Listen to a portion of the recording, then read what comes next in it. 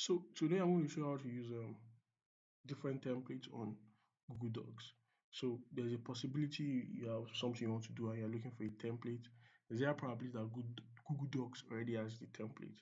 So what you just have to do after opening your Google Docs, you just find yourself in this place, home page of Google Docs, and you click on here, template gallery.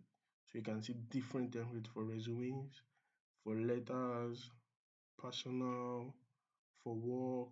Take for example this for project proposal, different for this one for meeting notes, different templates that you can use for newsletters and so on and so forth. Take for example click on this news. So take for example you want to use for this newsletter, you just have to click on it,